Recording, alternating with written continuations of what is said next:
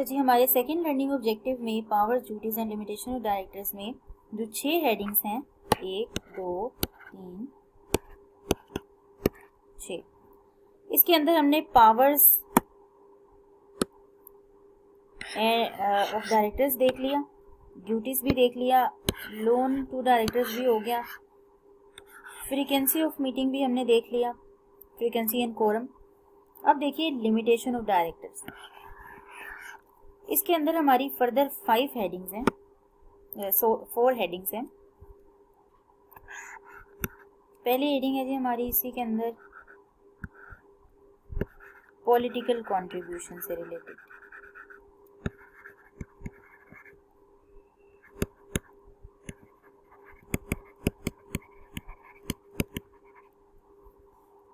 दूसरी है जी डायरेक्टर्स की रेम्यूनरेशन।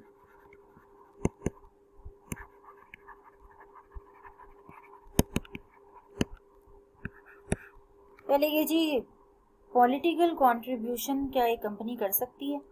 दूसरा है जी डायरेक्टर की जो रेम्यूनरेशन उसे मिलती है। हम जैसे क्योंकि हमने पहले दिन से ही पढ़ा कि डायरेक्टर्स कंपनी के ओनर्स नहीं है, क्योंकि ओनर्स को प्रॉफिट मिलता है, प्रॉफिट में हिस्सा मिलता है, जबकि जो एम्प्लॉयज होते हैं उनको सैलरी मिलती है, उनको रेम्यूनरेशन मिलती है। तो डायरेक्टर्स ओनर्स नहीं है, directors are the part of management, managerial capacity में वर्क कर रहे होते हैं, तो मैनेजमेंट का पार्ट है। तो जो मैनेजमेंट में आए वो चीज़ों को मैनेज करने के उसको पैसे मिलते हैं, वो ओनर नहीं है, उसका प्रॉफिट पे हक नहीं है। इसलिए डायरेक्टर्स की रेम्यूनरेशन से रिलेटेड हम चीज़ें पढ़ेंगे कि लॉ डायरेक्टर की रेम्यूनरेशन के बारे में क्या कहता है, कि उनको जो सैलरी पे की जाएगी वो फिक्स होगी वो, या वो किस तरह से होगी, वो खुद डिसाइड की जाएगी, या कोई डॉक्यूमेंट है जिसमें हमने उसको लिख के रखना है अपने रिकॉर्ड्स में। तो ये यहाँ पे ये देखेंगे। फिर इसके जी डायरेक्टर्स कोई अगर ट्रांजैक्शंस करें जो कि नॉन कैश हों, नॉन कैश ट्रांजैक्शंस अगर डायरेक्टर्स के साथ करें तो उसका क्या मतलब तरीकाकार होगा, लॉ उसके बारे में क्या कहता है। और दूसरा है जी कैश ट्रांजैक्शंस के रिलेटेड क्या होगा, क्योंकि हमने पता है ये ट्रांजैक्शंस की बात वो हो रही है कि जैसे कि डायरेक्टर को लोन दिया या डायरेक्टर की सिक्योरिटी दे दी, ये कि एज एन एग्जांपल ऑफ एक transaction to with the director, ये एक एग्जांपल है। ये 4 हेडिंग्स हमने इसके बारे में हमने देखना है। सबसे पहले आ जाइए पॉलिटिकल कंट्रीब्यूशन पे।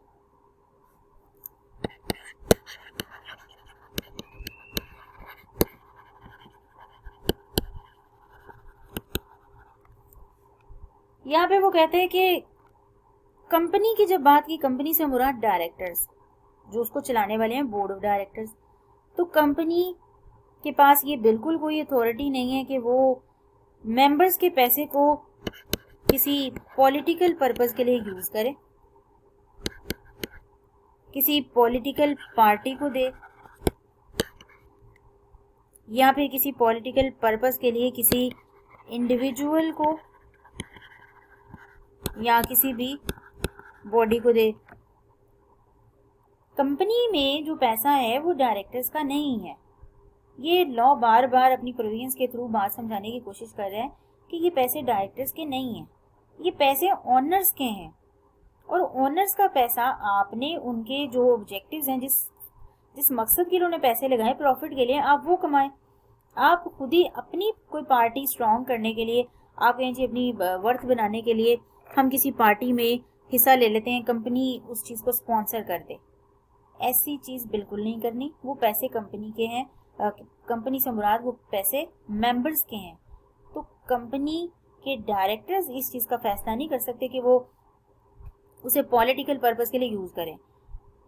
ये अब सिर्फ एथिकल नहीं है, लॉ ने क्लियर कट इसको मना कर दिया कि कोई भी कंपनी अलाउ ही नहीं है कि वो कोई कंट्रीब्यूशन करे, किसी पॉलिटिकल पार्टी को वो कंट्रीब्यूट करे, या किसी पॉलिटिकल पर्पस के लिए किसी इंडिविजुअल को या किसी बॉडी को दे।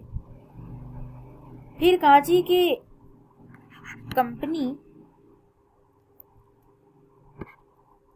ऐसा भी ना करे कि कुछ गिफ्ट्स की सूरत में कैश देना शुरू कर दे, ये जी गिफ्ट हम देते हैं मेंबर्स को, any form to its member in its meeting.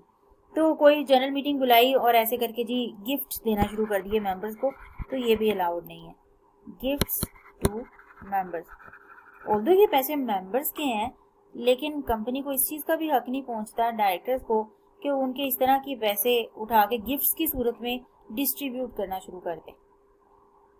ठीक है जी। तो क्योंकि मेंबर्स बहुत सारे होंगे, अगर स्पेशली एक लिस्टेड कंपनी है या एक पब्लिक कंपनी है, तो हो सकता है उनके मेंबर्स बहुत ज़्यादा हों, तो ये हज़ारों और लाखों में भी मेंबर्स चले जाते हैं, बहुत ज़्यादा मेंबर्स चले जाते हैं लिस्टेड कंपनी में। एक एक शेयर भी अगर आप लगाएं और जितने वहाँ पे शेयर्स होंगे उस कंपनी के, तो उतने फिर शेयर होल्डर्स भी बन जाएंगे, तो वहाँ पे सबकी अप्रूवल फिर किस तरह ली जाएगी। तो लॉ ने फिर इसलिए मना ही कर दिया कि आपने ये भी काम नहीं करना, ये गिफ्ट्स भी नहीं देने मेंबर्स को। ओके, पॉलिटिकल के केस में इतना ही। दूसरा उसने कहा डायरेक्टर्स की रेम्यूनरेशन पे क्या रिस्ट्रिक्शंस हैं।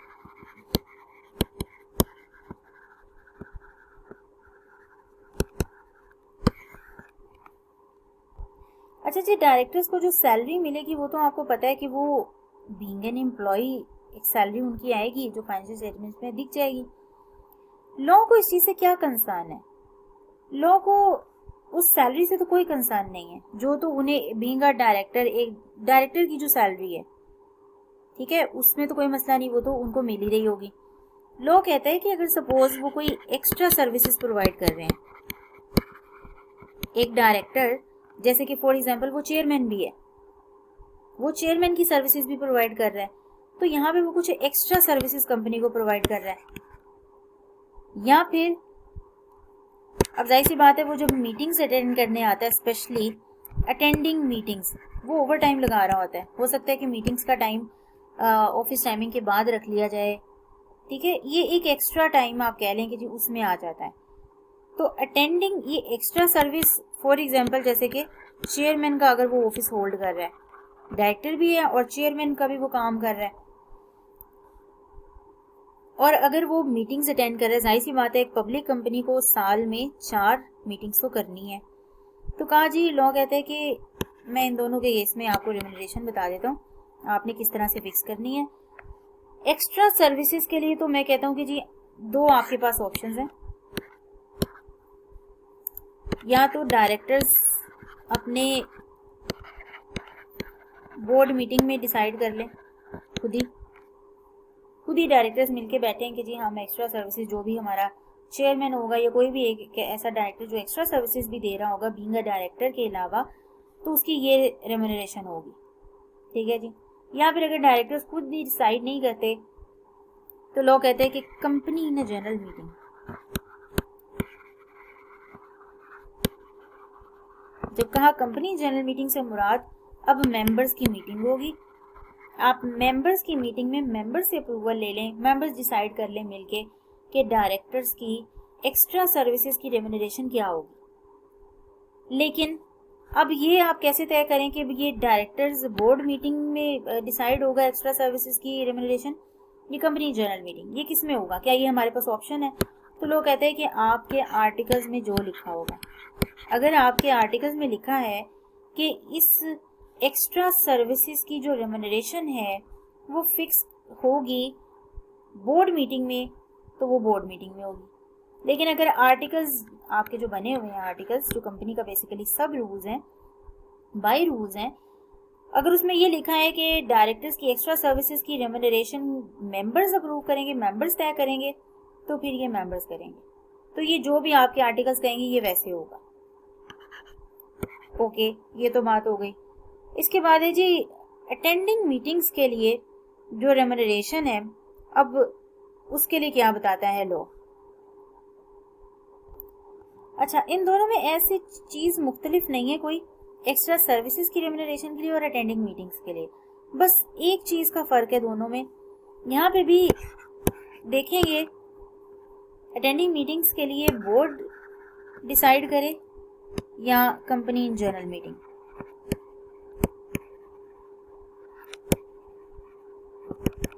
फर्क ये है कि यहाँ पे जो एक्स्ट्रा सर्विसेज की रेम्यूनरेशन फिक्स की जाएगी, यहाँ पे जनरल अटेंडिंग मीटिंग्स के लिए एक स्केल बताया जाएगा। बेसिकली स्केल से मुराद के एग्जैक्ट रेम्यूनरेशन नहीं पता लगेगी, बस बता देंगे कि जी इतना स्केल होना चाहिए कि इतनी एक सपोज एक रेट हो गया जी एक्स्ट्रा सर्विसेज के लिए, मतलब पर आवर है या जितनी देर की मीटिंग हुई, एक स्केल डिसाइड कर लिया। अब उस स्केल से ज़्यादा आपने डायरेक्टर्स को पे नहीं करना फॉर अटेंडिंग मीटिंग्स। ठीक है जी, वो एक्स्ट्रा आपने उसको पे नहीं करना। और अगेन ये स्केल अप्रूव कौन करेगा? ये स्केल अप्रूव करेगा या तो बोर्ड या फिर कंपनी ना जनरल मीटिंग। अब फिर से कैसे डिसाइड करें कि ये बोर्ड अप्रूव करेगा ये स्केल या फिर जनरल मीटिंग में ये स्केल अप्रूव होगा? तो लॉ ने कहा आपके आर्टिकल्स जो भी कहते हैं, अगर आर्टिकल्स ऑफ एसोसिएशन में ये लिखा है कि ये स्केल बोर्ड अप्रूव करेगा तो बोर्ड अप्रूव करेगा फॉर अटेंडिंग मीटिंग्स, और अगर आर्टिकल्स में लिखा है कि ये स्केल कंपनी ने जनरल मीटिंग अप्रूव होगा तो वहां पे होगा as provided in your articles of association. तो डायरेक्टर्स की रेम्यूनरेशन से रिलेटेड हमने ये रिस्ट्रिक्शंस पढ़ ली। अब आइए थर्ड वन विच इज हमारा third heading, limitation of directors के अंदर हमने पॉलिटिकल कंट्रीब्यूशन देख लिया, डायरेक्टर्स की रेम्यूनरेशन, नॉन कैश ट्रांजैक्शन अब हमारी नेक्स्ट हेडिंग।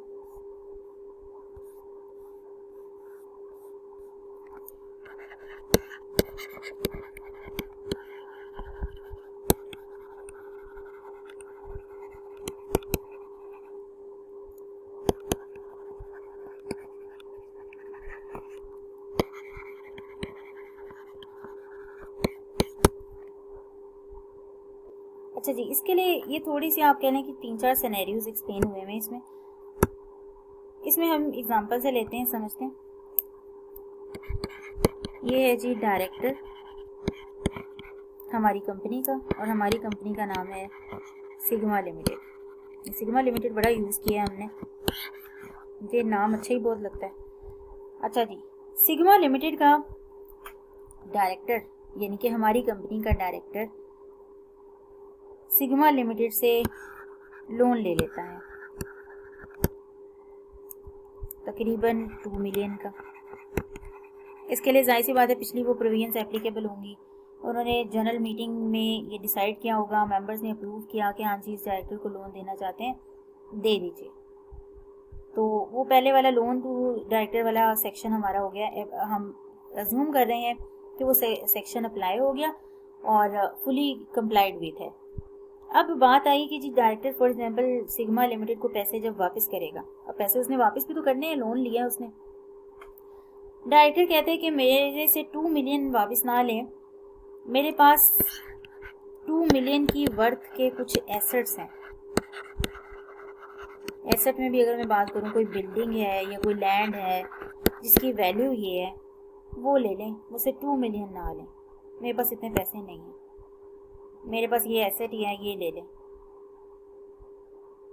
अब देखिए ट्रांजैक्शन डायरेक्टर के साथ हो रही है, लेकिन डायरेक्टर ये ट्रांजैक्शन जब पैसे वापस करने की बात आई तो वो नॉन कैश देना चाह रहा है।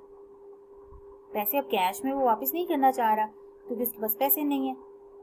अब लॉ कहता है कि ये डायरेक्टर अब ऐसी ट्रांजैक्शन करने जा रहा है, करना चाहता है जिसमें कैश इन्वॉल्व नहीं है, ये एसेट्स देगा, कैश नहीं देगा।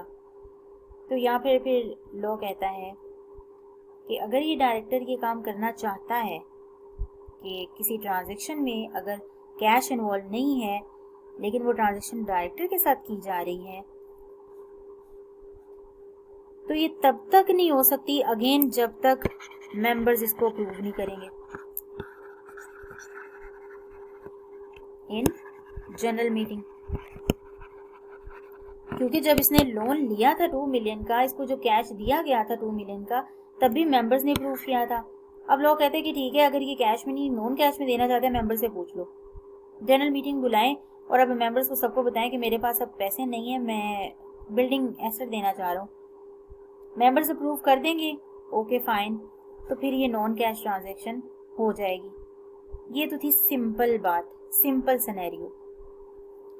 अब यहाँ पे मसला यहाँ पे ये आता है कि लॉ अब सिर्फ इस कंपनी के डायरेक्टर की बात नहीं कर रहा। सिग्मा लिमिटेड की एक है होल्डिंग कंपनी और एक है सब्सिडरी कंपनी। ए लिमिटेड इसकी होल्डिंग कंपनी है,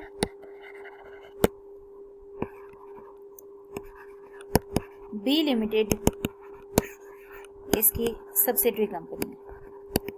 कैसे बनी है वो भी देख लेते हैं।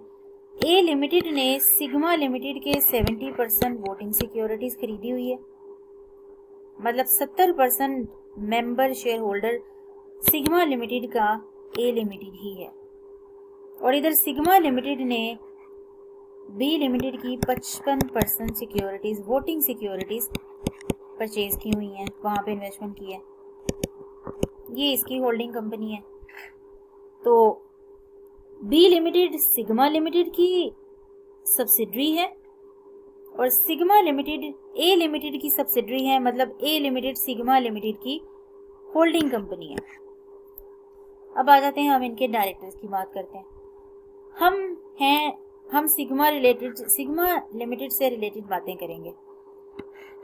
हम कनेक्टेड हैं सिग्मा लिमिटेड के साथ और हम सिग्मा लिमिटेड के पर्सपेक्टिव से बाकी कंपनीज को देखेंगे। लॉ भी सिग्मा लिमिटेड के हिसाब से जैसे कि क्या कहता है वो हम देखेंगे। सिग्मा लिमिटेड की जो होल्डिंग कंपनी है वो है ए लिमिटेड और सिग्मा लिमिटेड की सब्सिडरी कंपनी है वो है बी लिमिटेड। यहाँ तक क्लियर? आगे चलते हैं। एक और टाइप होती है कंपनी की जिसको कहते हैं एसोसिएटेड कंपनी। उसकी डेफिनेशन बकायदा आप जाके चैप्टर 26 में देखेंगे, लेकिन फॉर द टाइम बिंग आप ये याद रख लें कि एक सी लिमिटेड है जो कि सिग्मा लिमिटेड की एसोसिएटेड कंपनी है।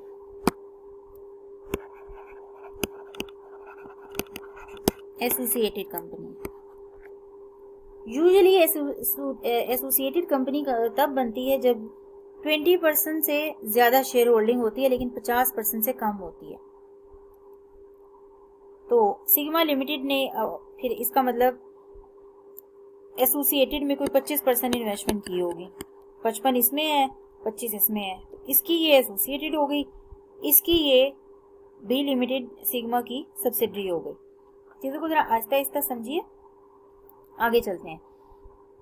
लॉ कहता है कि अगर ए लिमिटेड का डायरेक्टर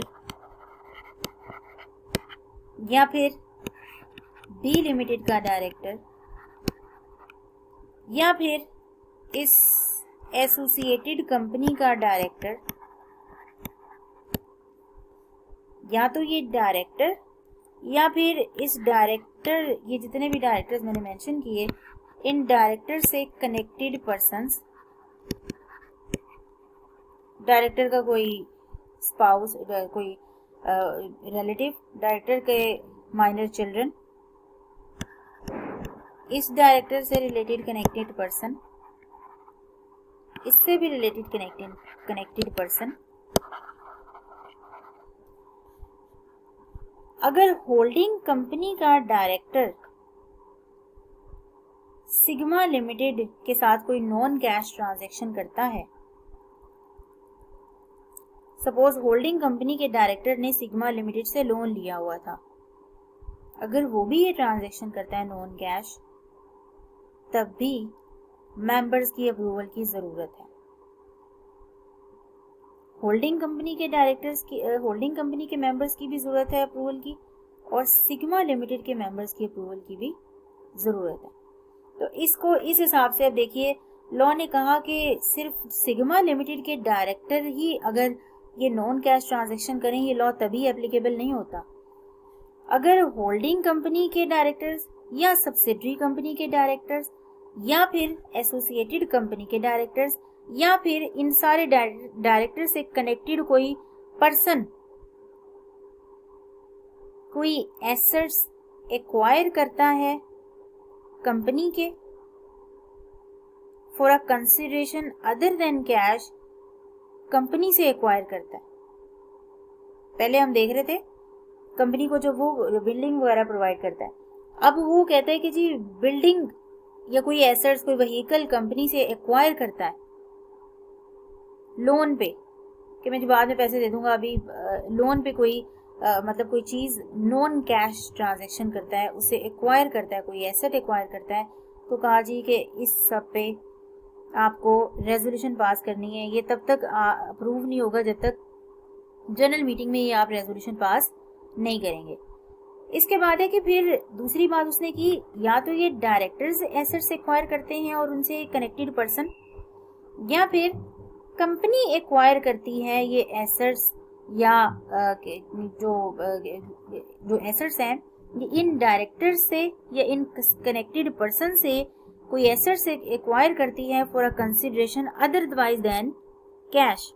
ये यहाँ पे वो बात एप्लीकेबल होती है कि जब बैंक से लोन लिया था, कंपनी से लोन लिया था, होल्डिंग कंपनी के फॉर एग्जांपल डायरेक्टर ने सिग्मा लिमिटेड से लोन लिया था, तो अब वो पैसे नहीं देना चाह रहा, बिल्डिंग देना चाह रहा है, तो अब यानी पे वो नॉन कैश ट्रांजैक्शन करना चाह रहा है और कंपनी को बेसिकली वो प्रोवाइड करना चाह रहा है। और कंपनी एक्वायर अगर करती है, चाहे कंपनी एक्वायर करे या चाहे कंपनी उसको दे, या फिर डायरेक्टर एक्वायर करे assets otherwise than in cash, तो लॉ ने कहा कि ये दोनों काम वाइस वर्सा है बेसिकली। तो ये चाहे डायरेक्टर एक्वायर करे या कंपनी एक्वायर करे, दोनों के केस में होल्डिंग कंपनी, सब्सिडरी कंपनी, या फिर उसकी जो भी है उस कंपनी के मेंबर्स की जनरल मीटिंग बुलाएं और उनसे अप्रूवल लें इस चीज़ की। और एडिशनल बात उसने यहाँ पे ये की कि देखिए, जब आप इस मीटिंग के लिए मेंबर्स को बुलाएंगे, नोटिस देंगे, उस नोटिस के साथ आप पूरी कैलकुलेशन बताएंगे कि देखिए इस डायरेक्टर ने, आपको याद होगा कि 2 मिलियन का पहले लोन लिया था हमसे, आप ही ने अप्रूव किया था। अब यही डायरेक्टर कह रहे हैं कि मैं पैसे नहीं दे सकता, मैं कोई बिल्डिंग या कोई एसेट आपको दे देता हूँ, otherwise than in cash transaction करना चाह रहा है। तो कंपनी जब ये नोटिस देगी मेंबर्स को, तो बाकायदा कंप्लीट डिटेल बताएगी, एक जो भी है उसका अरेंजमेंट, सारे पर्टिकुलर्स बताएगी, जिसमें एसेट्स की वैल्यू लिखी होगी कि ये एसेट कितनी वैल्यू का है, और उस वैल्यू को वेरीफाई किया होगा रजिस्टर्ड वैल्यूअर ने।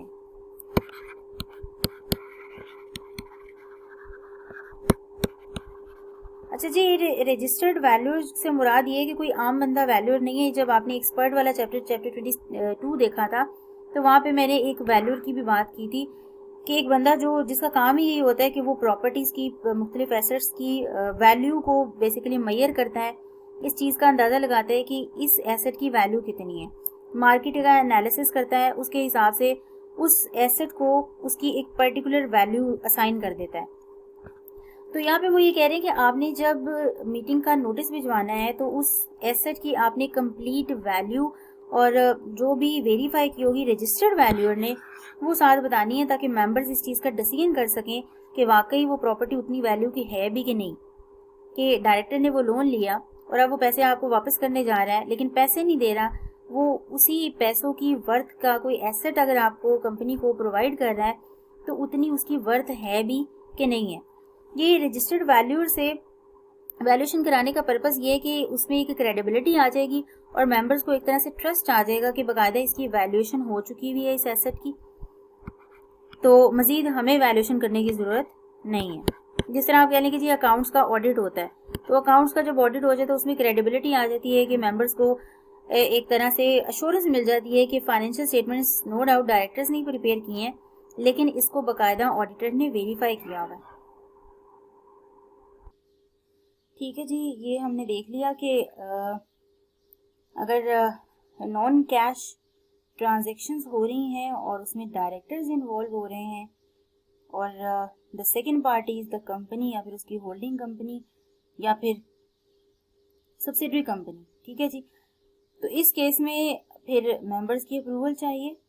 नॉन कैश कंसिडरेशन अगर या तो कंपनी परचेज कर रही है, एक्वायर कर रही है एसेट्स, या फिर वो डायरेक्टर एक्वायर कर रहा है एसेट्स फ्रॉम द कंपनी, ठीक है जी। और साथ फिर क्या होगा कि आपने जो वैल्यू है, जो आप नॉन